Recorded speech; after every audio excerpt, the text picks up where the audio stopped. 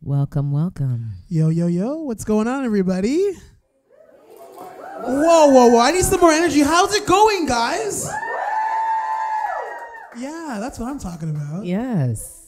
Well, welcome to Our Crib Uncut. This is a live talk show that brings you unfiltered insights from arts, entertainment, and wellness, all the different industries. And I am Elle de Lyon. And oh, yes. Yes. Thank you, everyone. I appreciate you all. And I am Alliston Davis, your other host for Our Crib Uncut. Let's give it up for Alliston. So, with no further ado, let's bring out Londrelle.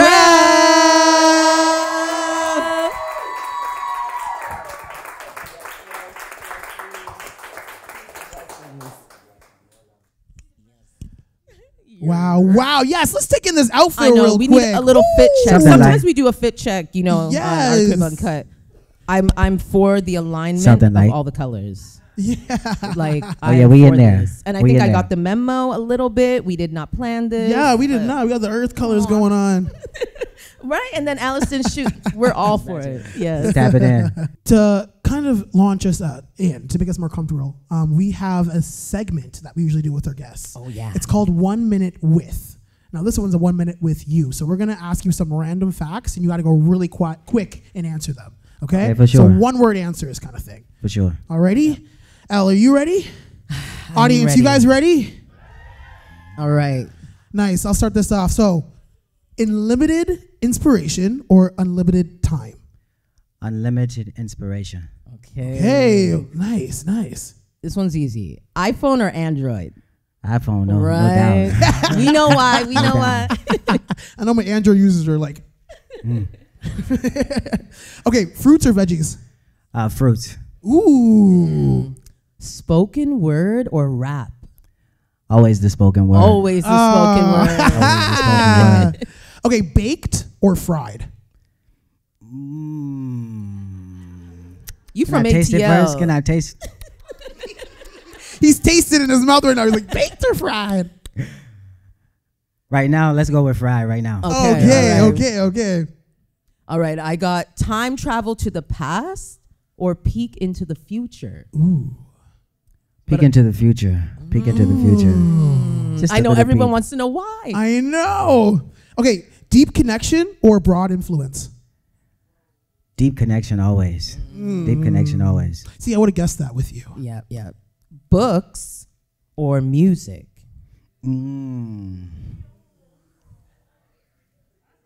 That's hard. That's tough. That's a tough one. Yeah, we Music are- writes the book, so I'm gonna go with music. Music writes the books. Music. Gems are being dropped. It's all music. It's all music anyway. All right, ready? This is going to be funny. So just pay attention, guys, to this one. Walk, run, or fly? I'm gonna take it slow. Let me walk.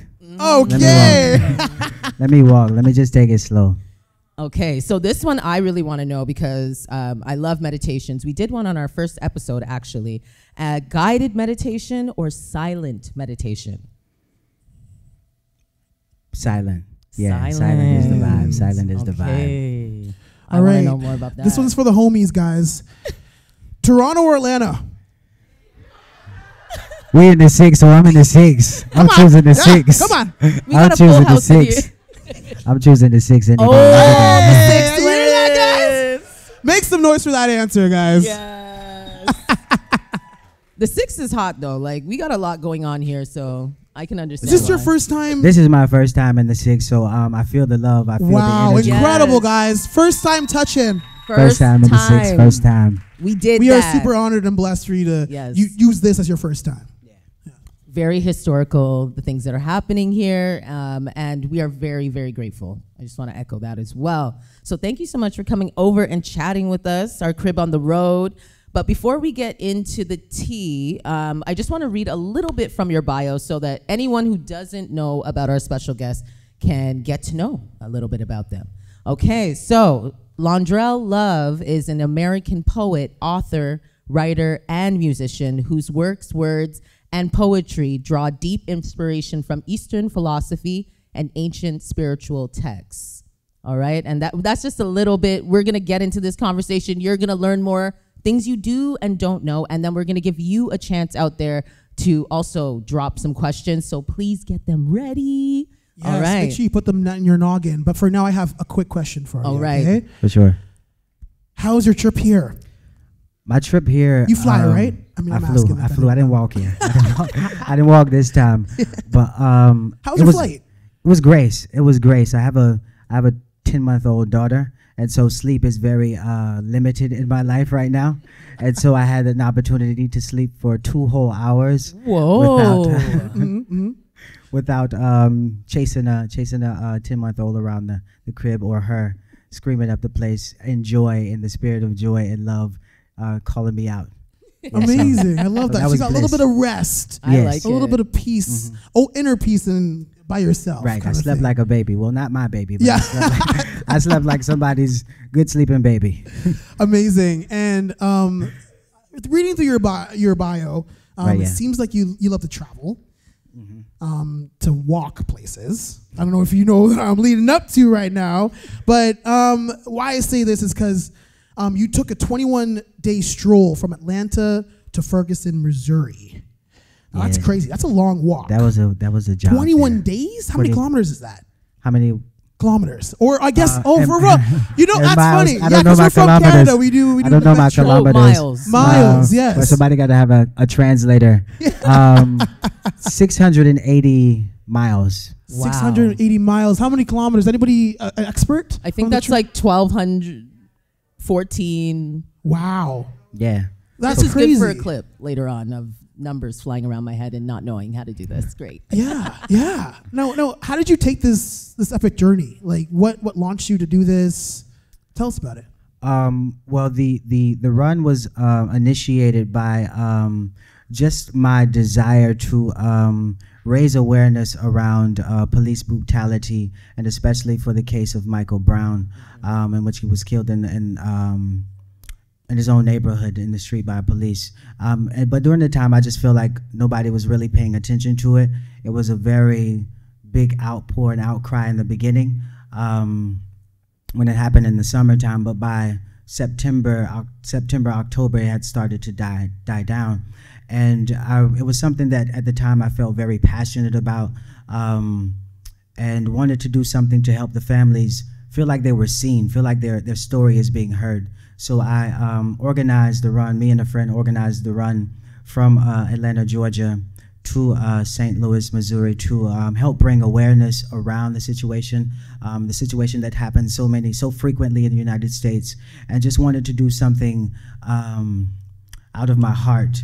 The best thing that I can do. I used running at the time as a way to help cope with my own issues. I used running at the time to help. It was a form of meditation for me. It was a form of bringing mental clarity to myself as well. So I thought, what better way that I could help serve people than the way that I help serve myself in this current season of my life, or that current season of my life.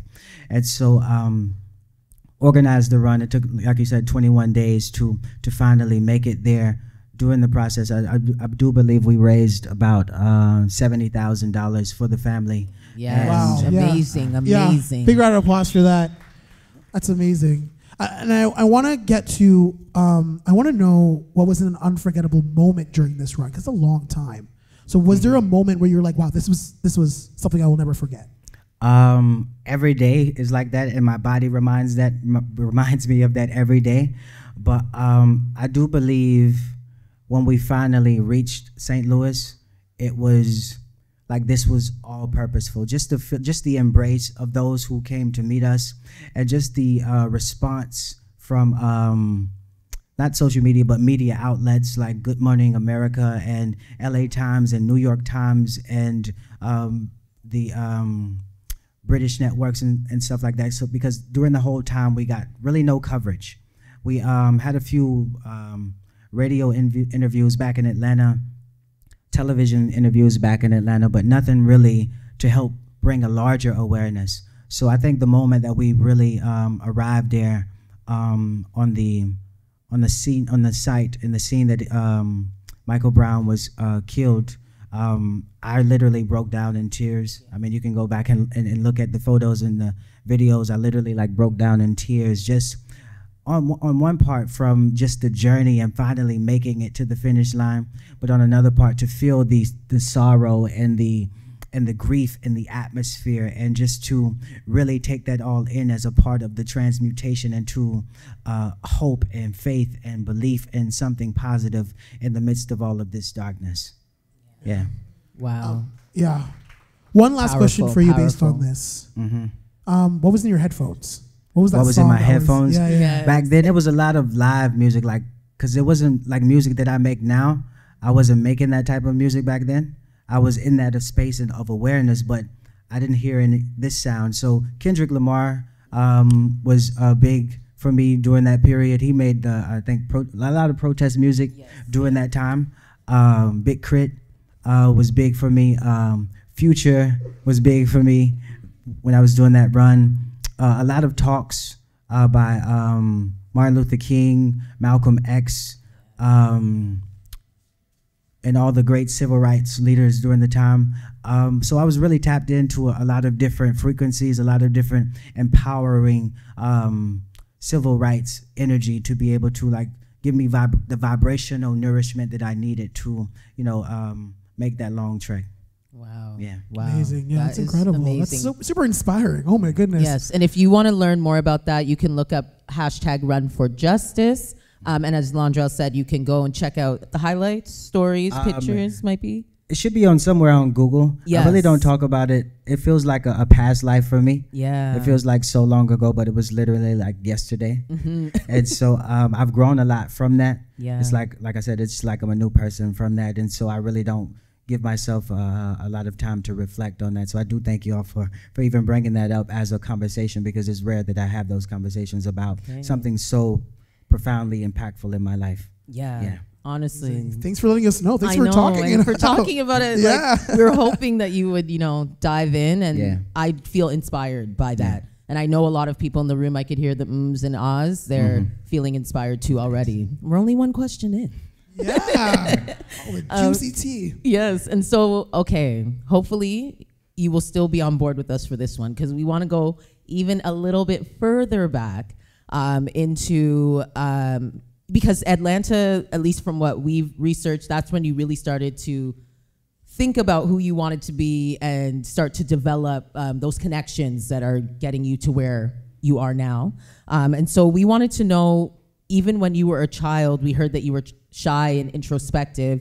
You weren't really outgoing. But then in college, we saw that, you kind of switched that up, and you were able to start promoting yourself as a musician. And at a time when there was no Spotify, y'all, you sold like over 2,000 CDs on your campus. And so we just want to know about those different eras of Londrelle and how they contributed to who you are now. Okay, yeah, beautiful.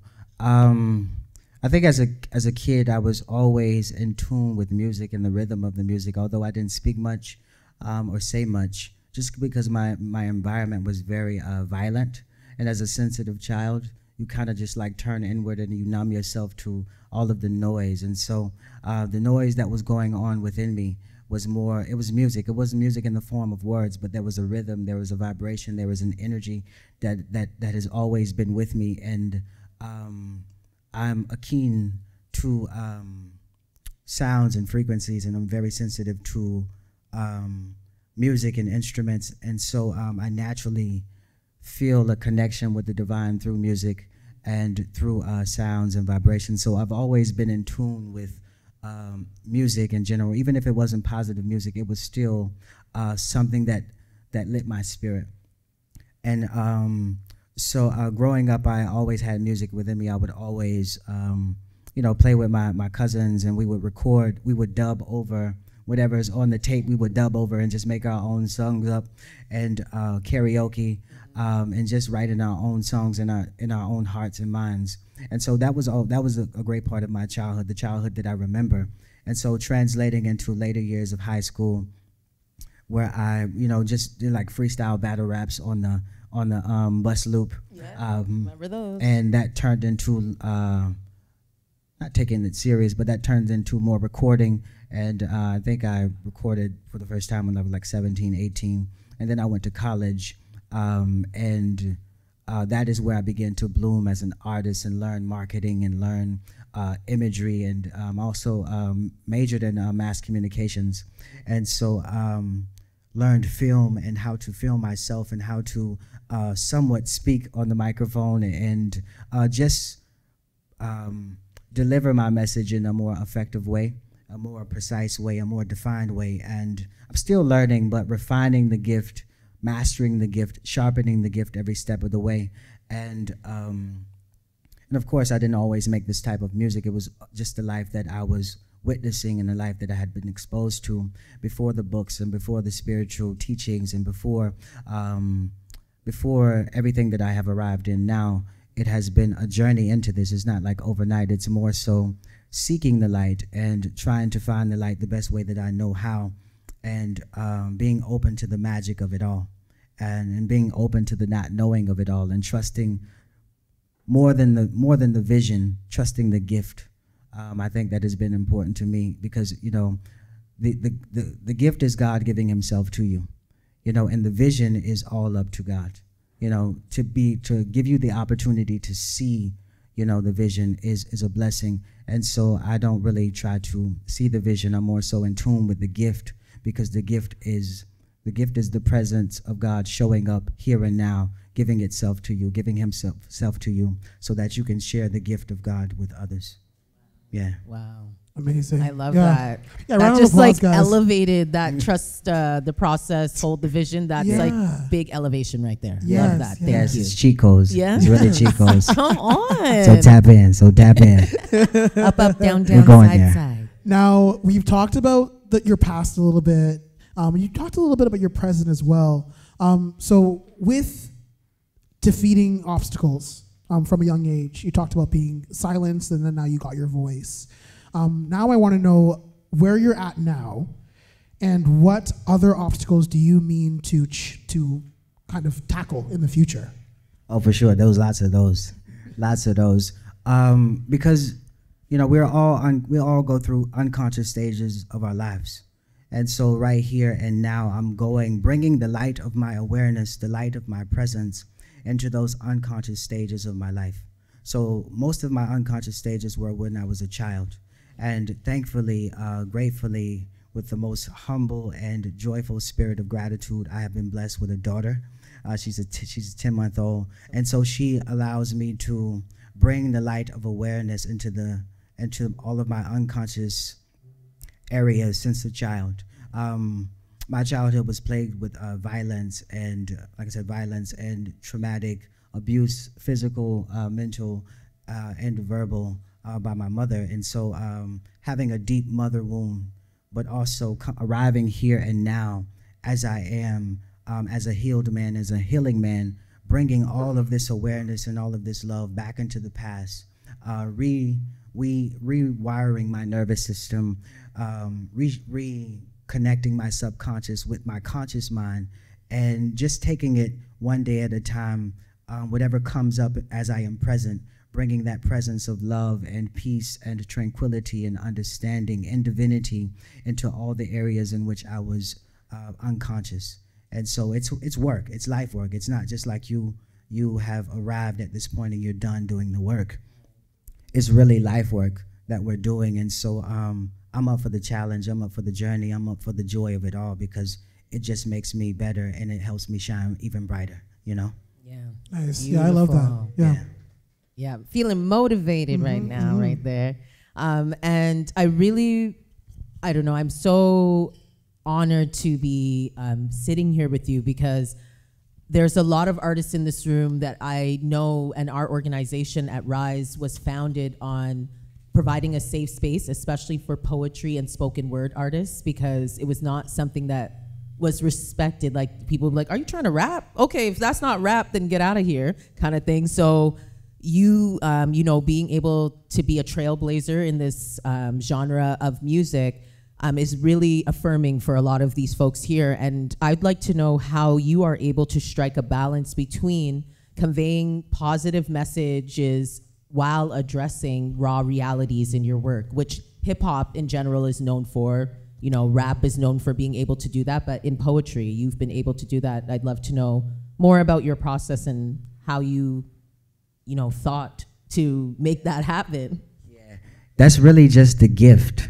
That's really just the gift. Now, I could be very methodical about it and very intentional about it, but it's truly the gift. And it's been like, I have rap influences. Of course, we all do. And so I grew up on rap music, so I know the cadence, I know the rhythm, I know the delivery. I study it as a mastery, as an art, and I hold it as a sacred art. And so as I hold things, as I hold the particular genre as a sacred art, I'm able to recognize and realize the sacredness of it and how to express it in a sacred way. And so I have a musical soul, I guess you can say. Like, I'm very in tune with music. I am music. I understand music on a very scientific and metaphysical plane and way. And so I'm able to create all types of music to be at a certain frequency. I did a song with, it's not out, it probably will never be out. I don't want to say that. But I did a song with Willow Smith. Oh my gosh. I did a song with Willow Smith, and that was totally in a cadence, in a rhythm, in a sound that you would never hear me in, but I understand, and I have an ear for music in such a way that I can create that type. If I want to create that type of music, I can create that type of music from my plane and my level of consciousness and awareness, because thankfully I am the gift of music. Yeah. Yes. Thankfully. I love that. I love that. R.I.S.E. Yes. That's Virgo magic. That's Virgo magic. I love that. I love that. And you taking poetry and spoken word everywhere. Yeah, that's what, by the way, I'm going to pick up Elle, because Elle definitely dabbles in that genre. Honestly, I'm very, like, this is a big moment for me too, because just for spoken word music artists, I definitely think that there is such a amazing harmony bringing those types of words onto a musical score. So yeah, I just studying you now. That's what I'm doing. I'm like yeah. Spoken word is where it's at, though. I think it all has originated from the spoken word. Agreed. You know, and that was the original music. And so bringing the original sound incorporating and integrating the original sound into the sound that we have today, right. And bridging the gaps in between the two, and having fun with it and playing with it. I like that you have fun. Yeah, you have a lot of fun on a lot of tracks. You have to check out like all the tracks of Londrelle. It's amazing. Yes. Give thanks. And it's a delicious blend of jazz and hip hop, right? And I want to know, how did you get there? How did you find this unique blend? And what, how are ways that you use this blend to engage your audience? Yeah, I think as I grow and evolve, I'm more open to different type of sounds and frequencies. So anytime I hear music, it automatically inspires something within me. No matter what type of score it is, no matter what type of instruments are being played, if I hear music, I can channel and receive my highest expression through the instrumentalities of those instruments. And so it's never really going out and seeking and finding a sound that I want to create. It's more so listening to the sound that wants to be created through me. Wow. And just allowing it to flow in the way that it wants to flow. Amazing. Is that normally how you start a song, with listening first, or how do you begin your process when you're writing a song? Yeah, it's always listening to the music, listening to what the music has to say, because it speaks, and then finding a way to express it through the instrumentality of this instrument of Londrelle. And so it's a collaborative thing. It's like, okay, what is it saying to me, and what do I want to speak back into it? So it's a conversation. It's a dialogue. It's like we're singing together. We're co-creating together. Our song that comes through me. Of course, I can resonate with it. I do use music as a tool and an instrument to heal myself first, to do the work on myself first, to create a new rhythm in my life for myself first. And then I'm so fortunate and so grateful to share that with others. But the music itself is always for me to bring medicine into my life. to bring healing into my life, to bring a different level of manifestation and growth, and the way that I want to project my life experience. So, you know, knowing that, understanding that all of this has been created out of the sacred word and the holy word and the holy vibration. All the scriptures do declare that in the beginning there was this word, a sound, a vibration, and that sound, that vibration has created everything in creation. That rhymes, but that might be a bar. But knowing that to be the science of life and using that science of life on myself to create new rhythms in my life, for me to dance to, for me to move to, for me to vibrate to, and that vibration creates the expression, and I'm able to create my life by way of my song, by way of my music, by way of my sacred words. Yeah, amazing. that's amazing. That. I was gonna say, I felt like so many of your tracks felt like, to me, instructions on how to live your life. It felt like I was listening to, I grew up Catholic, Christian, now I would say I'm more spiritual, and it felt like a return to reverence, like when I listen to your tracks, like, and I can feel safe in moving in, you know, there's like very clear instructions. Morning asana, that's like one of my favorite. I'm just like, that's how I start my day. Yeah, you gotta listen. And so we asked you earlier about if you were iPhone or Android. And you did say iPhone. I thought you might, because I heard, and maybe some of you know, but you recorded most of the music that we love starting from 2016 on your iPhone. And that's what was released on Spotify. Yeah. Yes way. Yes way, right? Yes way. Please tell us about that way, all the way. How did you overcome, because I know there's so many of us sitting right now on some music in our phone, right? Like, who's sitting on some music in their phone right now? And they are so scared to release it. Yeah. Please tell us, and like, I don't know, just tell us what you did. I'm sure we will feel inspired. I'd love to know. Yeah. Like, once again, I trust the gift more than the modalities, more than just the technical things of how you're going to put it out and what you're going to record it on and how is it going to sound. I trust the gift more than anything, you know, and if it sounds good to me, that's all I need, you know, because I go back to what I said earlier, it's for me first, you know, so if it feels good within me, I know someone out there would like it. Even if it's just one person. I'm not doing it for one person or a million people. I'm doing it for me first, and not in a selfish way, but I want to experience myself in a certain way. And so I want to rewrite the codes and reverse the curses that I've placed over my life, and I want to experience myself in a different way. And so with all the music that I created, it was just, and it's always just starting where I was and starting where I am, using what I have at my disposal now, using everything and everyone, allowing myself to co-create and collaborate with everything that I have now. So back then, all I had was an iPhone. I didn't have money for a studio, you know, but I had gifts to create my own sound. I had the gift to create my own environment that sounded good to me. And so I would stand maybe like this far away from my iPhone, just have it in my hand. Yes, please, the technicalities. And just, I think I would record the audio first. It was all spoken word. There was no like music first. I would record the audio, go find the instruments and put it underneath it, because you know, my voice goes well with anything. Yes, it does. Honestly, I watched so many videos of you. I'm like, is this his real voice? And very authentic. I was amazed. Yeah, beautiful voice. They say, you know, Beyonce is always on beat. Londrelle's voice is always on cue. Yeah.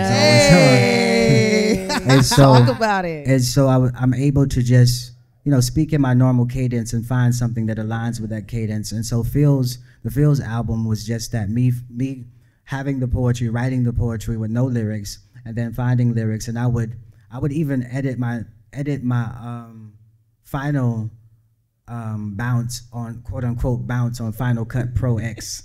And so that is not even like that's not even an audio program. But so all of those files were created out of Final Cut Pro, a video recording software or editing software. And that was just all I had. Yeah. You know, but I know my gift, and I know that my gift can translate through any medium. And it you did. know? And I'm not going to allow a medium to distort my gift and the purity of my gift and the place that I come from and go to when I use my gift and share my gift. And so the first album feels feminine energy, Eternal Sunshine, the audio book, all the way up into Sunflower Soul. All of those projects were recorded on my iPhone. Wow. Probably like iPhone back 9 or 10 back then. Yeah. Floral Escape. That was when I upgraded a little bit. I got some coins in my pocket, and I was able to afford a simple studio setup that I still use today. You know. Yeah. So now, what does your recording process look like? What does your studio look like? Yeah, I'm still grassroots with it. It's still. I think I have an Antelope Audio microphone, and I just got that. I used to have the Scarlett. Was it? Somebody knows. Oh, I have that. Oh, yeah, T2i. Yeah. Scarlet Ratters. Yeah, so I had that up until Self Heal. So that was my most recent project. So I had that interface. I just got the audio, the Antelope Audio interface. Not much of a difference to me, but it's industry, and I guess it's the little things that count, that matter. But yeah, so I have a little shield that I record in with the Antelope Audio microphone, and it's just sitting here like you're there, and the microphone there, and just doing what I do best. Wow, Yeah. we love that. Yeah. We love that. Right in your home. Right That's in my so home. beautiful. Yeah. Somewhere in the background, you can hear my wife sometimes, maybe. I'm gonna listen real hard. You hear pots and pans. Maybe next time you'll hear baby screams in the background. I But like it's all a part of the ambiance. It's the Yeah. environment that I create the work in, and I think that goes into the music as well. It's not just like what you say that goes into the translation of the energy and the vibration of the final product, but also the environment that you're recording in. You know, the people in the environment. All of that is vibrational energy. All of that is consciousness. All of that is awareness going into the final product of the audio. And so I don't think just audiences or people in the studio give enough credit for bringing their energy and their presence into a record as well. That's very true. That's Now, very true. Speaking on you creating your own stuff, as I'm booking you, I'm noticing 2 last names. And I wanted to know, so you legally changed your name from Hall to Love? Yeah. That's legal? Yeah, that's legal in the Amazing. States. Okay, and what inspired that choice? Just because like for me, everything is vibrational. Everything is sound and word. And so once again, I want to create a new rhythm for myself. I want to create a new rhythm for my generation. I wanted to create a new rhythm for my family. And so, you know, everything is in your name. Everything is in your name. So when people say your name, that conjures up your energy. With sacred names, you say the name of Lord Shri Krishna, that conjures up the consciousness and awareness of Lord Shri Krishna. You say the name Jesus Christ, that conjures up a Christ awareness, a Christ intelligence. You say the name of a rose, that conjures up the fragrance and the feeling of a rose. So everything is in your name. And so when I say my name, I want it to resonate in a certain way. And just the surname that I had, it doesn't resonate with this body because it's not native to this body. It's native to another body. And so I want to get in full alignment with this body and this being and the ancestry of this being by creating a vibration within me that resonates with this body, that resonates with my conscious and awareness and where I want to go and the rhythm that I want to create in my life. And so knowing the power of a word, knowing the power of a name, allowing my name to resonate within me in a certain way, that I become that I express that I embody that, you know? Yeah, I totally get that. Yeah. Yeah, honestly. Yeah, taking back your name, creating your own. It's like literally giving birth again to yourself. Right, It's really cool. And is this gonna be your artist name now, or No. My artist name is still just my Londrelle? Like Londrelle was originally my middle name. Oh, okay. So I just went to the middle with a very poetic name. I think that's the name Yeah, that I I did it chose too. before I So- came into this experience, but my mom heard something else. She That's heard what I something think else. too. I'm like, oh, Yeah. you got mixed up along the way. It's Yeah. okay. Yeah, I'm here now. Yeah. Yeah, for sure. Healing the inner child. I love it. And so actually on that note about, you know, you reclaiming and taking back your name. You've ventured into many different areas with your music, but I'm wondering, did the music come first, or was it the guided meditations? And what led you into getting into books and the app and all of these different things, like really transcending where music can go? Yeah. I think, beautiful question, by the way. Thank you for asking. Yes. I think initially music was always there. Music has always been there. I think music will always be there. But I had to slow down. I had to dissolve that person, that old person. I had to understand myself in different ways. So I stopped music for about maybe like 4 years before I began to write poetry in 2015. And so that I didn't write poetry before that. It was more a rhythmatic approach to music. That is why that aspect of it comes so natural to me. But I understand and I feel the poetry of life, and so I've always been able to express myself poetically. And so, but it's only when I put down music in that way and really started to nurture myself and try to seek my purpose in life, that poetry more so came into the picture as a way to rewrite my story, rewrite myself, and express myself in a different way. And that translated into the albums that you know, that we love and know today. The Feels album was very poetic, very slow. Yes. That translated into the Eternal Sunshine book, which is a book of poetry. And I'm just really starting to pick back up a rhythm to really rap in. I think Stay Free was my first, introduction to the audience of my more lyricism or rap style cadence. Right. But again, it's going like I started to meditate in maybe 2015. And once again, my gift, knowing my gift and knowing that I can use my gift on me, I started to write my own meditations because I didn't like the sound of other meditations. I didn't like the feel. It wasn't a vibe. It was just really peaceful, really chill, that I can meditate to now, but back then I couldn't meditate to. So I would find like Willow Smith beats, full circle moment. I would find like Willow Smith beats, Alina Barez beats. I would create like chill. I have this meditation playlist, Londrelle and Chill, on SoundCloud. Oh, we gotta go there, y'all. You gotta go there. I have crates and crates of meditations and musics and different styles of expression on SoundCloud. But that was when I began to use my gift on myself and create meditations for myself. And then I would share those meditations on SoundCloud. And Apple Music came around, so I created the Feminine Energy project, which is a blend of R&B, but also meditative vibes as well. Yeah. Wow, I love that. Yes. Again, like the reclaiming, like, hey, they don't make what I like, so I'm gonna make it. And you starting with you always. I love that. So strong. Yes, and you've accomplished so much so far. Like it's crazy. But I feel like as all of us, we want to do more always. So I want to ask you, what's next in the future? What are you aiming to accomplish next? And I have another question following up that. For me, what's next is always what's now. I understand that the music is being created in these conversations.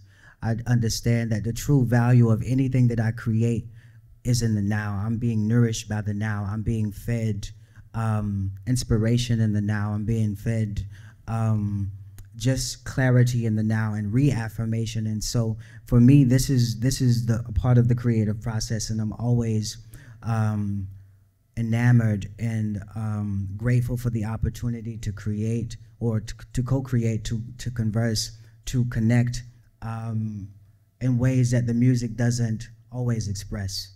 And so I'm always in the space of just being present with the here and now, and knowing that this is inspiring the music, this is inspiring the next thing. And it's all just, flowing through me. The music is just, you say I've accomplished a lot, but I haven't accomplished anything. I'm just along for the ride as well.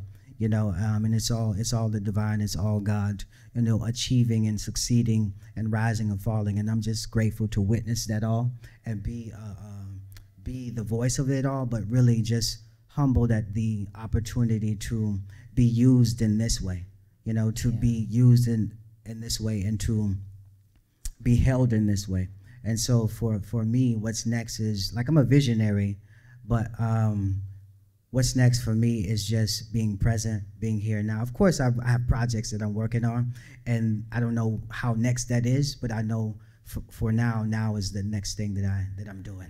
I love that. I love that answer. Wow. Yes, round of applause. Yeah, I'm borrowing that one. Especially speaking on you just being present, I can definitely see that. And in the answer, like that is. Sometimes the future is just so close. Yeah. You know? And then when you appreciate the present, like appreciate it in that way that what is happening now is going to inspire the future.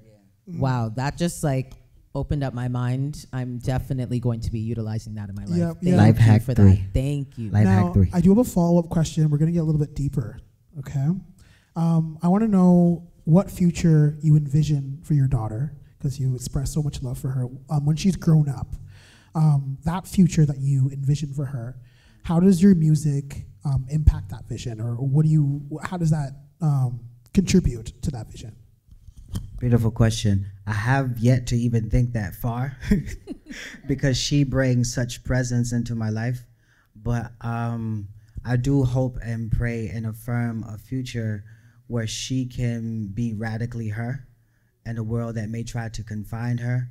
I do affirm and confirm, I know she's watching this 18 years from now, so I do affirm and confirm a future for her that is peaceful and serene and creative and just whatever God has for her in whatever season of life she may find this message or herself, to find a sense of presence and aliveness and alertness and joy wherever she is. And I think if she just continues to move in that spirit of presence and joy and aliveness and alertness and gratitude wherever she goes and however the world goes, she would be at home and she would be herself and know how to shine her light wherever she is, you know.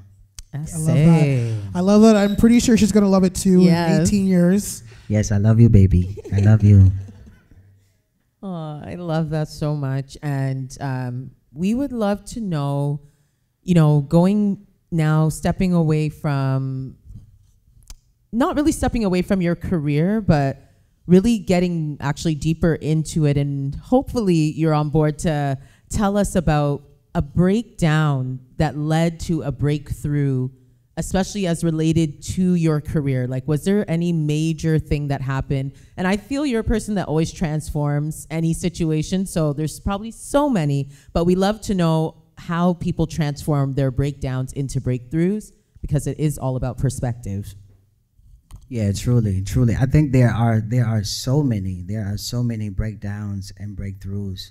I think that's just the life of an artist and a creative, is going through those moments that break you so that you can, you know, reveal the real you. I do believe perhaps in 2016, I was shot in the back of the head. What? And for me, that was a breakthrough, but a rebirth. In that experience, it is beyond my capacity to express. Yeah. And that is why I'm so grateful and present and just enamored with life and have a love for life and a deep devotion for life and the Most High and God, is because I've experienced the other side. Yeah. But to be granted an opportunity to come back to embody, to be something totally new and fresh. And so accepting that second chance at life and living from that space, not living from that space of the trauma, but living from that space of the actual feeling and energy of breaking through, and living in the spirit of gratitude for that experience. And so that experience has allowed me to spiritualize my life, to spiritualize my art, to spiritualize the conversations that I have, to spiritualize everything that I do. Spiritualize meaning bringing the presence of God and divinity into that conversation, into that equation, because I know that to be the only reality. Yes. Mm-hmm. Wow. Give big thanks, round of applause, guys, honestly, for that. And thank you for sharing that moment with us, because I can definitely see that has contributed to the person that we see here today. Mm-hmm. We give thanks. And as you cling, because you're a spiritual worker, light worker, and as you cling to the light, and you're in an industry where there's not always light, if not there's more so darkness around in this industry, unfortunately. I want to know what kind of conflicts you encounter while you're in this industry, and how do you stay true to your light? The thing is, I'm not really in the mix. I'm not really in the mix. I live my life very humbly. Wherever I'm called to be, I go there, and that's about it. I mix with the people in the community. I mix with the people who are coming to the events, but I don't really get in the mix with the industry. Thankfully, I have some powerful angels and ancestors around me, because I'm very sensitive, I'm very open, I'm very just whimsical. And so thankfully, I have the protection and the energy of the ancestors and the angels around me to just keep that energy away, because I'm so open to it all, and I'm so impressionable. And so I really just, I stay to myself, I stay grounded. I'm here on stage, I'm serving, and I'm back home with my daughter and my wife, and just living a normal life. And so I don't put myself on any type of pedestal, and so I don't try to put myself in front of people that do not resonate with the groundedness of me, and the peace of me, and the energy that I want to take into these spaces. But of course, you come across people, but you don't stick around. You stay discerning, you know, and you understand that this is God's work, and I'm here for God's work, and all the extra stuff, you know, I'm just aloof from it all, you know. Is there a certain instance that you could remember that might have put you in the position where you had to choose? I don't even know, because I'm not aware of that. That's like totally outside of my awareness, to be aware of any conflict, to be aware of any resistance, because like I said, I'm a magnet. I'm open. I'm in a different paradigm. I'm open. I'm in a different paradigm where those things are there, but I don't get tripped up on them. You know, I've been given the grace, and I have the grace to just naturally, things that do not resonate with my being don't stick. You know, so even the drama of the conflict of negative energy and negative forces, I move with such purity of heart and mind that it just kind of like, by the grace of God, I just kind of like slip through the cracks, You repel the darkness. Yeah. Yes. Yeah, even with my gift, it's like I'm going through a third door that nobody's have ever gone through. And it's just, you know, because to get to this level that I'm at right now, it takes a lot of hard work and connections and discipline. I have the hard work and the discipline. I don't have the connection, but I'm connected with the Most High. And so I move how we move. You know, I move how we move. That. And that connection has brought you closer to really big artists. Yeah. Like Willow Smith, you know, Yeah. she curated a playlist based on, you know, your teachings and everything she learned from you.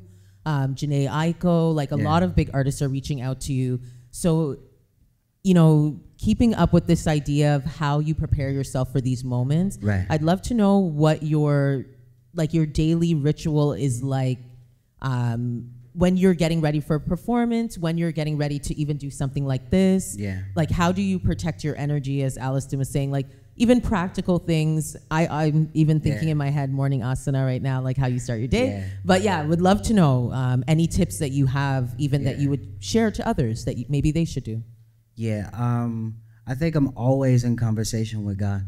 So the scriptures do declare to pray without cease, you know, and I'm always in conversation with God. I'm always, you know, if there's a moment I feel insecure, I'm inviting the Holy Spirit to bring a sense of confidence. If there's any part of me that I feel like there's darkness there, I'm always praying and asking for a bit of clarity and guidance and upliftment. And so my conversations with God are ongoing.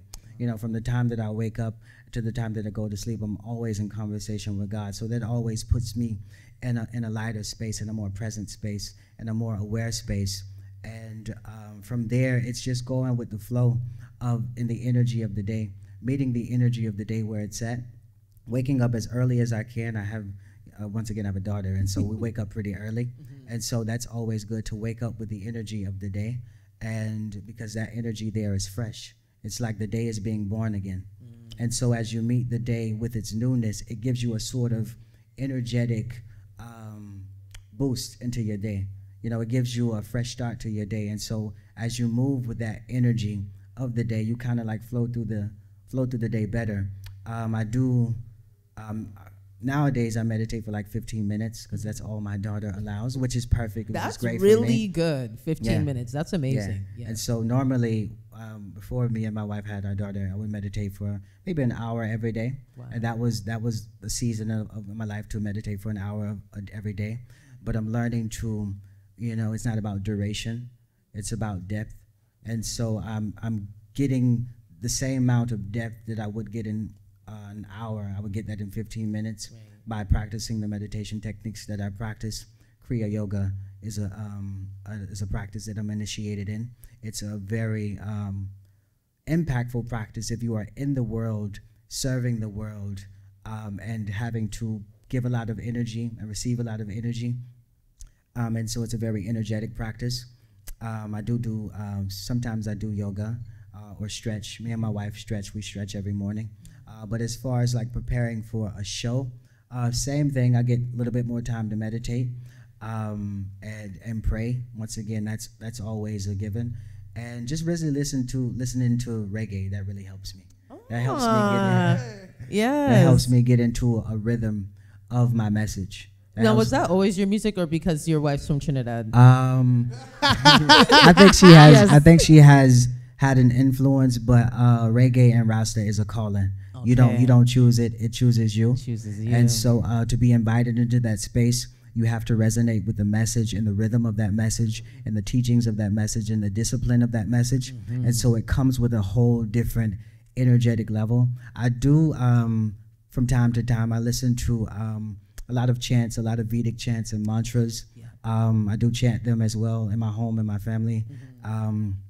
But preparing for a show, it's all about, setting the vibe and setting the rhythm and staying open in prayer and connectivity and devotion. I'm a very devoted soul, so everything that I do is in the spirit of devotion, regardless of what I'm doing. It's always an offering unto God. Mm-hmm. And so whatever the performance is, it's not a performance for me.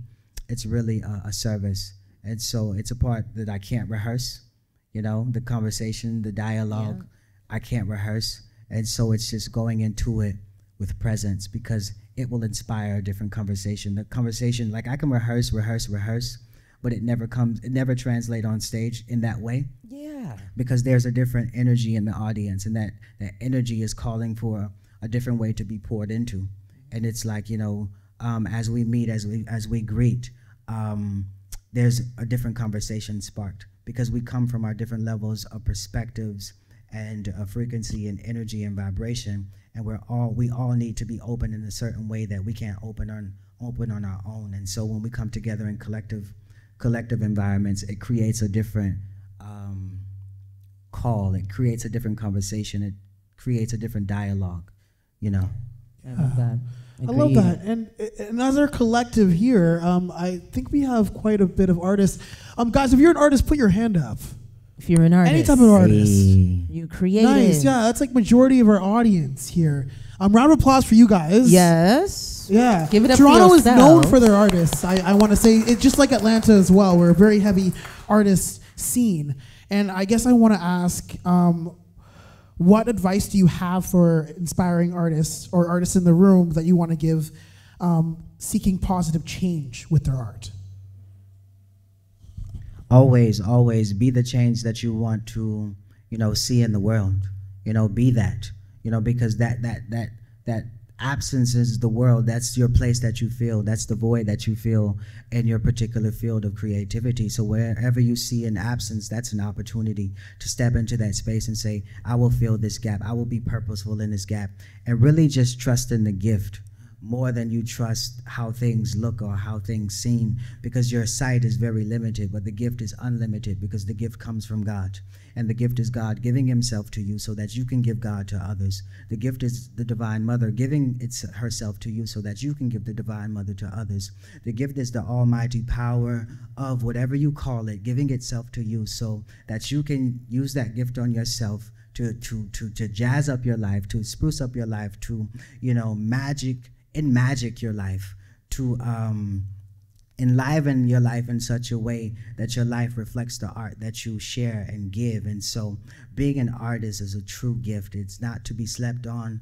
It's not to be discarded. It's not to be, you know, taken lightly, because it is, once again, it's life and God and divinity giving itself to you once again so that you can give that to others as a form of healing. And all of you is placed in your art. Even if you're not talking about all of you is invested in that art. So anytime someone receives your art, they're receiving all of you on a very subtle level. And so as you can, you know, incarnate yourself in the form of art and give yourself to someone else, that is the greatest gift that you can give someone, is all of you. You know, and you just don't arrive at this point where you say, okay, this is my piece. You have traveled millennia to be here and now. And the energy, the frequency, the awareness, and the experience of millennia of experience is placed in your art. And so there is so much value in that, not just the value of this lifetime, but lifetime after lifetime after lifetime since the beginning of eternity. And so all of that is within you, and you are able to encapsulate that in a painting. You are able to encapsulate that in a piece of clothing. You are able to encapsulate the infinity of you, the infiniteness of you, into something so compact as a thing of lip gloss. Yeah. Or eyeliner, or whatever you're great at creating. You're able to encapsulate all of you into your art, and to hold it as sacred, to know that regardless of anybody sees me, I see me. You know, I have arrived as an artist here and now on this time, in this plane of existence, and I'm just here to share my art and share myself. And so, you know, believe in the gift and hold it as sacred, and the gift will continue to give itself to you in truly profound and divine ways if you hold it as sacred. Yeah. Yeah. I love that. That yes. is beautiful. Yes. You guys like that advice? Yeah. Yes. And speaking about something that you said in there that really resonated, is that be the change that you seek, and then use what you are trying to see in the world, see where the gaps are, and figure out a way to fill those gaps. And it's interesting that we've landed here because we want to bring someone really special up to the stage. It's really the reason why all of us are here right now. Another visionary, the founder of R.I.S.E, Randell Adjei. Yes, let's give it up. We want to bring him up to the stage. And this is an individual who saw that there were gaps, that there were young people out there that were falling through the cracks. I didn't mean to rhyme there, but you know, we poets, so. But there were young people falling through the cracks, and he wanted to find a way to stop that from happening. Also experienced, you know, some really challenging, awful things that could have really stopped you from being here. But you used all of that pain and you transformed that into power. So I think it's such a powerful moment that I'm sitting up here with both of you tonight. And we know you have some questions, Mr. Randell. Yes, yes, this is a big, big moment. One that we were manifesting way back in June. We were thinking about, you know, can we get Londrelle out here? We just thought it would be a powerful alignment. And so we wanted to bring Randell up here because we would love for you to ask Londrelle some questions and, you know, just chat with us at our crib. Absolutely. Yeah. First of all, big up the panel so far. Thank you. I couldn't stop moving. I sat over there. I was over there just because I was so enamored by the conversation that was taking place. But yeah, man, this is really beautiful. I guess the first question I want to ask you, Londrelle, like along the lines of transformation, you spoke about your mother and the healing that you had. And I'm working on a poem for Saturday. I have a performance on Saturday, and one of the things I've been working on is just childhood trauma and how it manifests in relationships, how it manifests in conversations with people, whether it's romantic relationships or personal relationships. I guess what I want to ask you is, when it comes to healing from childhood trauma, what advice might you give anyone here who may need to work through that? And how do you see, like, just general, like what advice would you give to someone who's working through that on their journey right now? But yeah, beautiful question. My first thing is always presence, to be present with it. And as you are present with it, you bring the essence of what you are and all that you are into that, which is truth, which is love, which is light. And so simply being present with it, having an unconditional receptivity to it all, and just allowing the light of you to shine on those dark spaces, because anywhere that you turn your awareness, there is healing. Like if I just sit within my own body and my being and I feel discomfort, the light of my awareness brings a sort of healing to that automatically, you know, because the light of awareness is all that we are. We are not the conflicts, we are not the struggles, we are not the battles, we are not anything that is done. You know, we have never done anything. We have only witnessed ourselves being done by life. And so the most powerful thing that we can do is be present with whatever's there.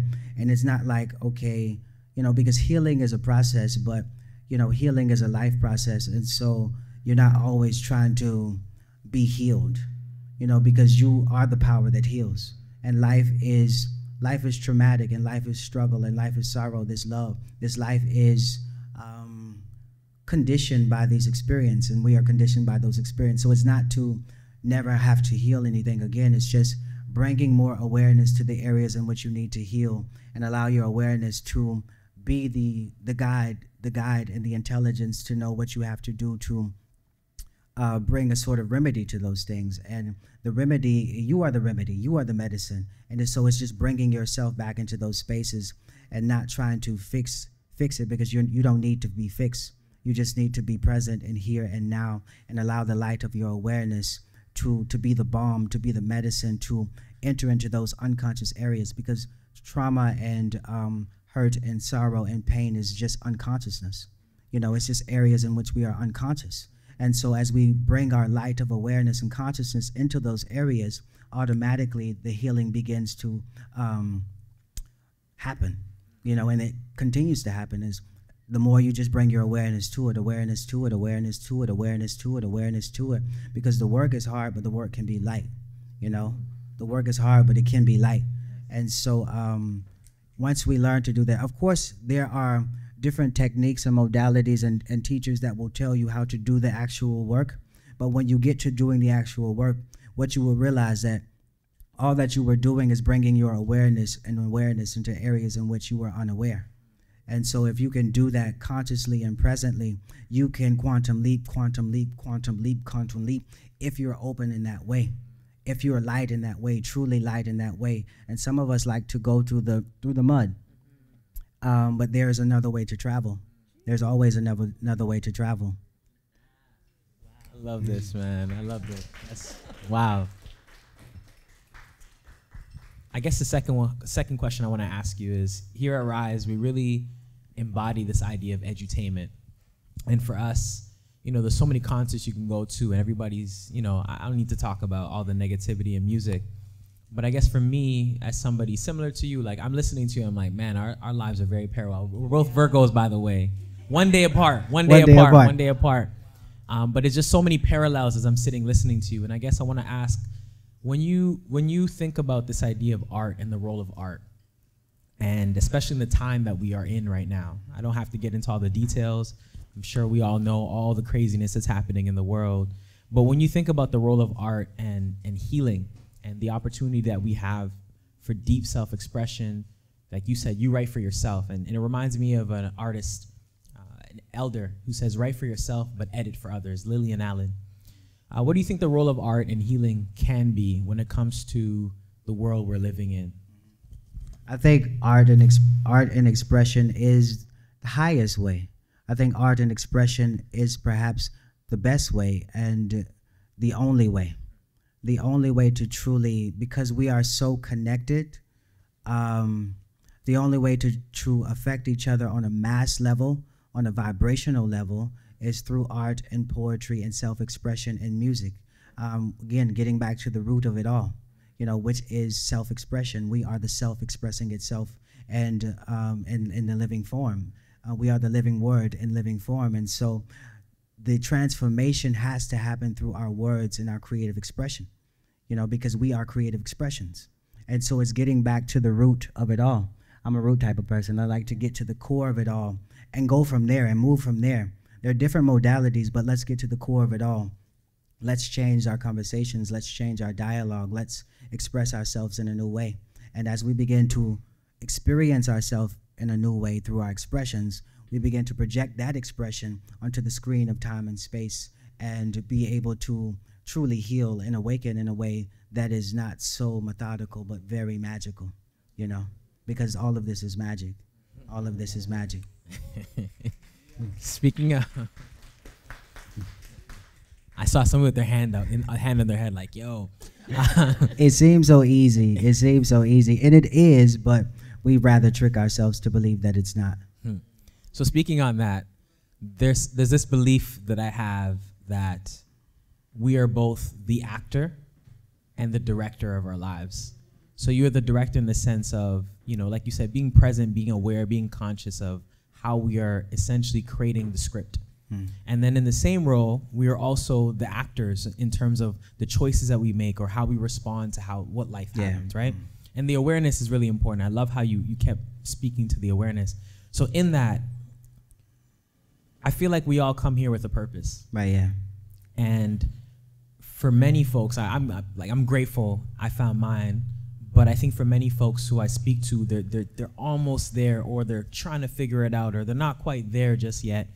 Do you feel you found your purpose? And if the answer is yes, do you have any advice for anybody here in the audience or anybody watching?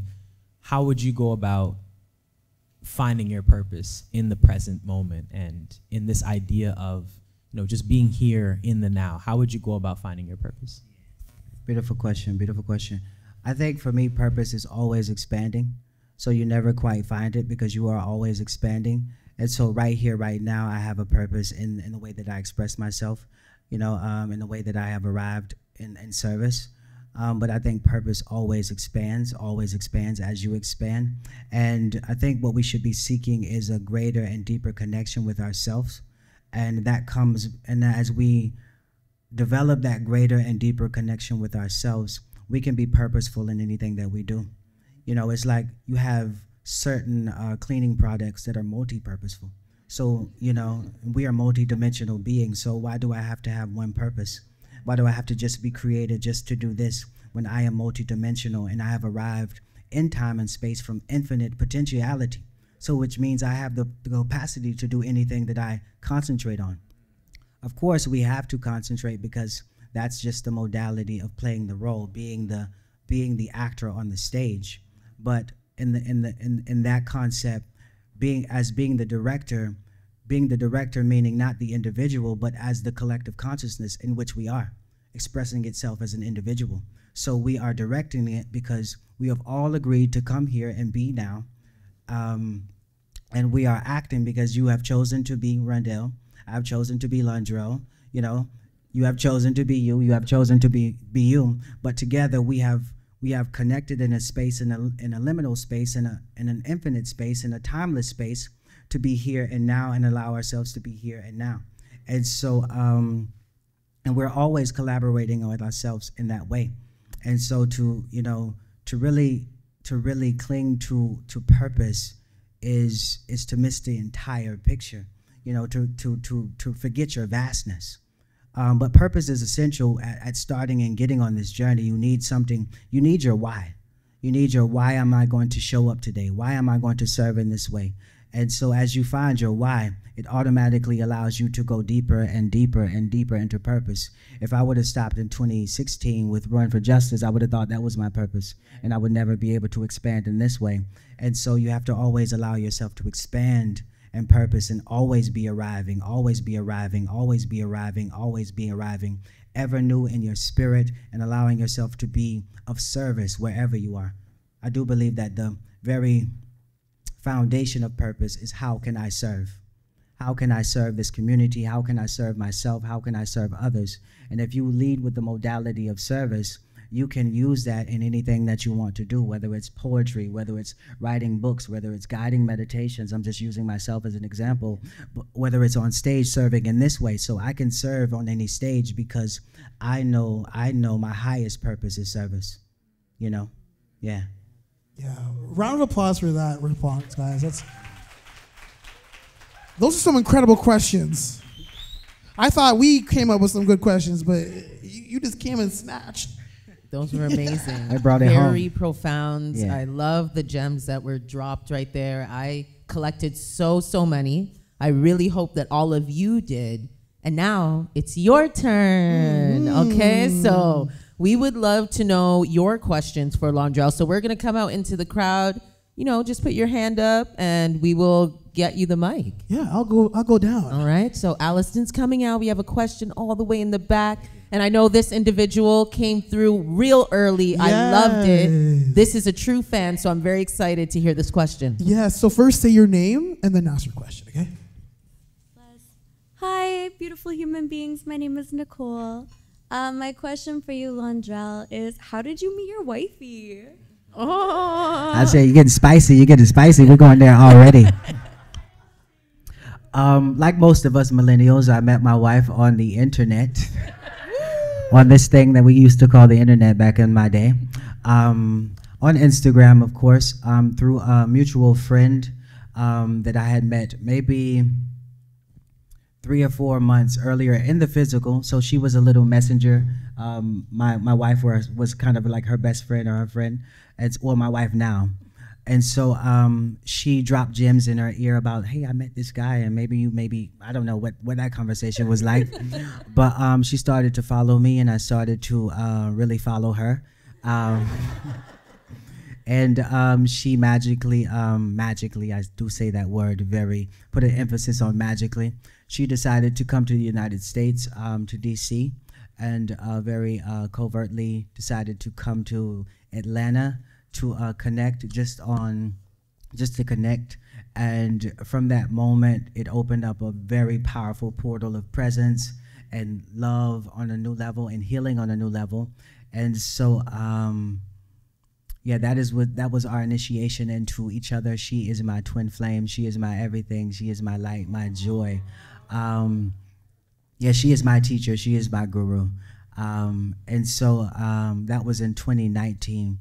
But long story short, that is how we connected on the intranet. So there is hope for all of us. There is hope. Yeah.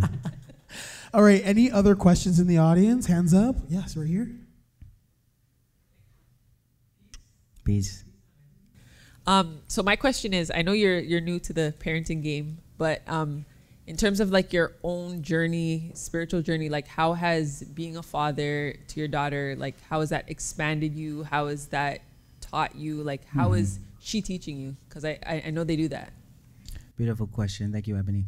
I think she is opening me up to a new level of presence and consciousness and awareness that I didn't have when I was a child. So it's a lot of healing for me, healing unconscious things. Like I don't remember any parts of my childhood up until I got to college, like 18, 19. But because I numbed myself and I totally went offline for most of my childhood, I don't have any memories.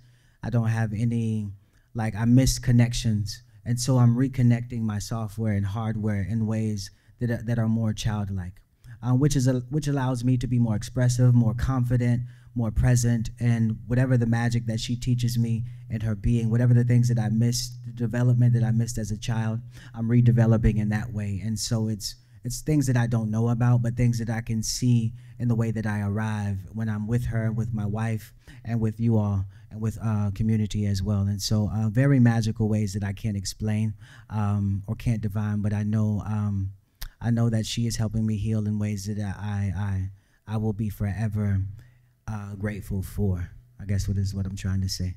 Yeah. Yes, amazing. Okay, yes, we have a question over here and then over there.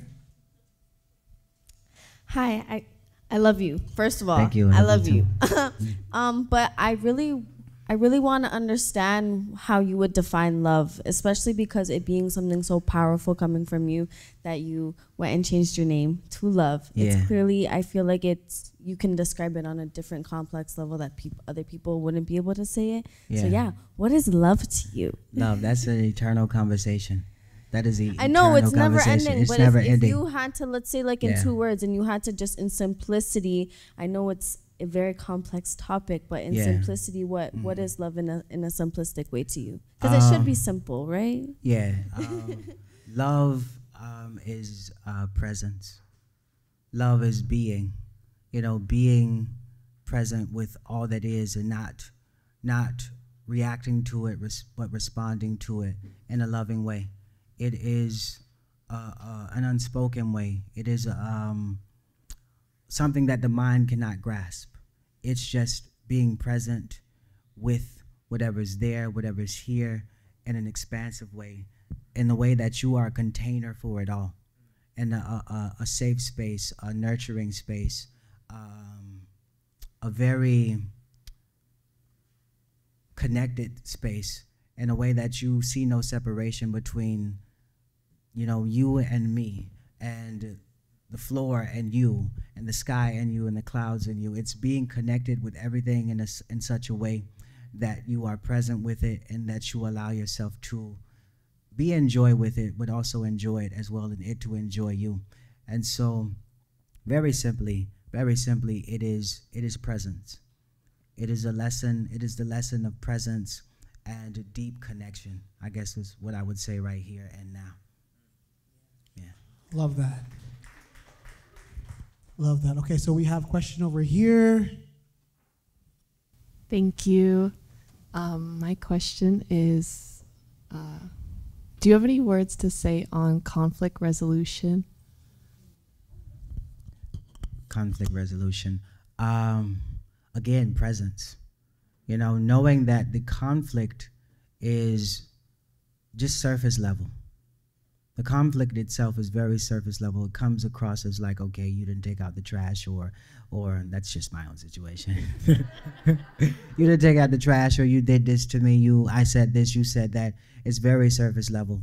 And what we want to do is get to the root of it and express, what did that thing make me feel that made me express this feeling in a way that created the conflict. And so getting to the very root core of the feeling, because from the feeling will flow the intelligence to allow you to express yourself in a way that doesn't create conflict.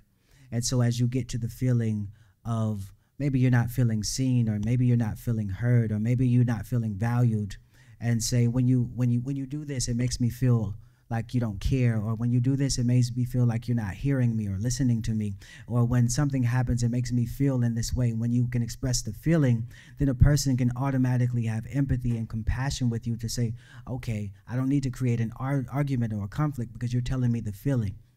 And because we resonate with feeling more than the surface level things, we can go directly to that space and say, okay, now we can create a space where you don't feel that way anyway, and I don't create within me those unconscious behaviors or I don't act out of those unconscious behaviors that make you feel a certain way, if you know what I mean. Is that the direction that you wanted to discuss conflict? That's great. Sometimes I think about large conflicts as well, like, okay. Between peoples, between countries, Yeah. ideology, it's something I feel like I know so little about, and I'm so curious about. I think conflict in the world is more so a response and a projection of what we have going on within ourselves in our conflict with our everyday families. It's still those things. It's creating a more peaceful community around ourselves so that we can experience a more peaceful community as the world community. And so the conflict and the things that we see in the world are just traumatized children acting out as adults, traumatizing other adults, traumatizing other children, that continues that cycle. And so the balm for that, the medicine for that, is to create less conflict in our everyday conversations, so that can trickle down into the world, so that vibration, that energy, that frequency can expand in the world. And the best thing that we can do about world conflict is to handle the conflicts that we have with our own family, our own friends, because we are at war with ourselves, and we are at war with the people that are around us, always. And so the wars that we see, we're going to fight somebody, because we have some conflict within ourselves. And so as we address those issues, we begin to be less triggered by other people, and we begin to be more compassionate and loving. We activate a different intelligence within us that says, I'm not going to harm you because I won't harm myself. And by harming you, I harm myself. And by harming myself, I harm you. So it's understanding that this world is a projection of our own light that we emit and project into the world. Yeah. Give thanks. Give yes. thanks. We're this is going to be our second last question right here. First and foremost, big up Trinidad and Tobago. Boop, boop, boop, boop, boop. Have you ever encountered death? And if you have, how have you dealt with grief and healing when it comes to death? Yes, in the situation that I explained, face to face, into and through and out the other side into the here and now. And so that experience allowed me to experience my deathlessness, the deathlessness of my being. And so there is no grief. There is only ecstatic joy and love and presence and devotion for life, knowing that there is no death, that death is an illusion. Death is a doorway to the here and now. And you should die daily to all that you are not and arrive all that you are, you know? So, you know, I die daily. I die daily to all that I am not and arrive every day, ever new, affirming all that I am, because I know the truth of all that I am, you know? Yes, wise words, wise words. Okay, we have one last question. I'm going to get it over to one of our team members here. My question is, for someone who is already operating at already such a high vibration and is aware, unconscious of all of that he is, what is a part of you that you don't like, or something that you find as a weakness that you're trying to change into becoming a strength? Well, my wife being my guru, she shows me my blind spots. So there are tons of them. There are tons of them that don't show up when I'm, of course, shining my light. And she sees me in a more unconscious space, in a home space with my home personality. And so being more selfless, being more grounded in family, because I didn't grow up, I didn't have that experience of family. So being more grounded in family, being less defensive and less responsive. And for me, that shows up in my own spiritual practice. When I meditate, sometimes I can be defensive toward my own thoughts. And so it's a great sounding board to be less defensive and less responsive and more open and more in tune with the gift of listening and the ability to listen very deeply to what's going on and what's being said, and not react to it, but respond to it in a way that says that I have heard and I have listened, and I'm obedient to what you're trying to teach me, what the divine is trying to teach me through you. And so it's I'm already humble, but being more and more and more and more humble in the way that I am. And so lots of lessons and lots of things that unconsciously that I'm correcting. I'm not a person that has arrived in my fullness. I'm arriving in my fullness, but there's still more work to do. I still have the same issues that we all have: anger, pride, greed. So really checking those things, really being aware of the impediments and the limitations that come along with this human experience, and transmuting those things and bringing more love, more light, more understanding, more God into those areas.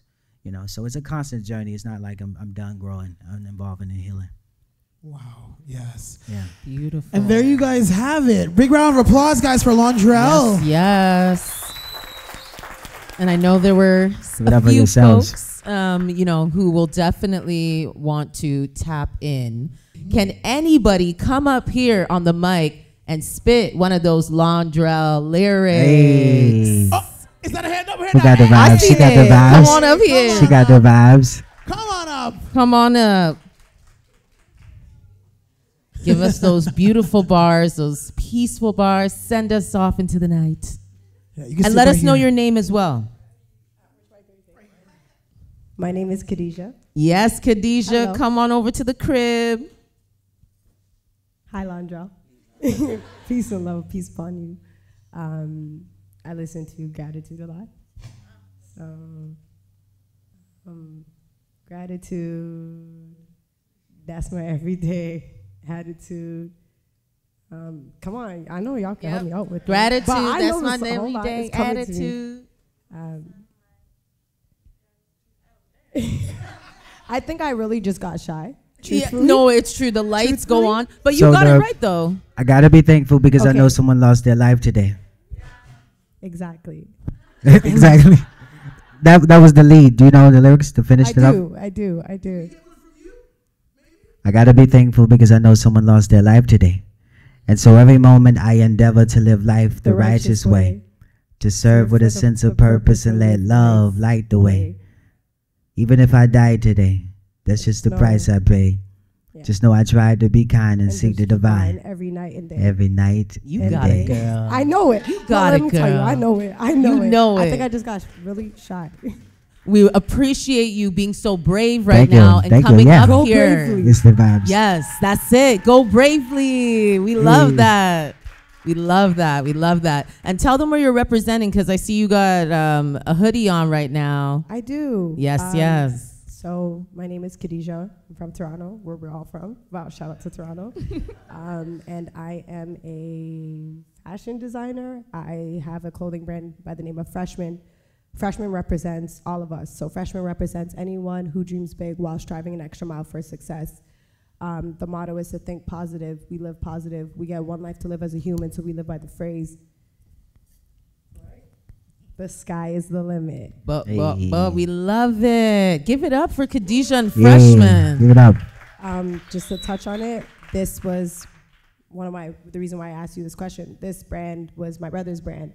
My brother transitioned in 2016, and I have no closure of how he transitioned, and I've just continued his legacy. This is his handwriting, and his message was for everybody out here who has a dream or is inspired to do something. Just live life and do it. So I'm living in that purpose every day, and your music has helped me along the journey to heal and grieve. So I'm just really grateful to be here. Thank you. Give thanks. Give thanks. Thank you, Khadijah. Thank you so much, Khadijah. We appreciate you. Big round of applause, guys. Yes. Give thanks. Could I say something? Yeah, for sure. Khadijah, you said you were very shy about coming up here, but when you tap into your gift and your light, talk about it. It doesn't show up that way. So just you shining my light doesn't translate, but you shining your light, the thing that you know within yourself that is I'm supposed to be here, it doesn't even show up in that way. You automatically lit up when you started to speak about your brand and the business and the mission and the vision and the way that you deliver it and the why that you deliver it. The shyness just totally evades you. Yeah. So I pray that you continue to arrive in your gift and share your gift and know that through that gift your brother is speaking. Through the attire, your brother is still living. You know, he has never transitioned. He's only become a more synthetic version of himself. He's only become a more aloof version of himself so that he can appear in many places, on many people, in many forms. So may you continue to just allow him to reincarnate in his unlimited form in the way that he has chosen to show up in this way. Give thanks. Give thanks. Yes. That was beautiful. What an amazing perspective. Yes, I love that. Your words are just magical. Delicious. Delicious. And I know every time the conversation, like when it comes to an end, I'm like, no, we don't have any more things to say. But I do want to give yourselves a round of applause. All you guys of were you. An amazing audience. Thank you so much for your attention, Thank your you. energy, Another your round presence. of applause for Londrelle. Londrelle, love. Randell Adjei. I'm throwing it over to my co-host, Elle. And Alliston. I also want to give a big round of applause to our team members here who have valued, we value their time to be here for today. So the Our Crib Uncut team crew are on the room. Put your hand up if you're a part of the crew. Yes, yes. We have Anastasia. We have Paradise. We have KJ, Abby, Igor, Mo. Yes. Big up, big up. Oh, Also, and what about where we're at? Yes, Thank you so much, Tutus and Daniel, for this amazing the space. Annex Hotel for Thank hosting you. us. Thank you so much. Beautiful ambiance here. And again, please like, subscribe, follow Our Crib Uncut, Level Up Media, and R.I.S.E Edutainment because we need your support to be able to do things like this, to bring artists that reflect you and vice versa, and get you guys on the stage as well. So again, just please support and go to our GoFundMe because we need that shmoolah to make things happen. Yes, yes. Peace and blessings, Yes. y'all. And see you Good Friday night.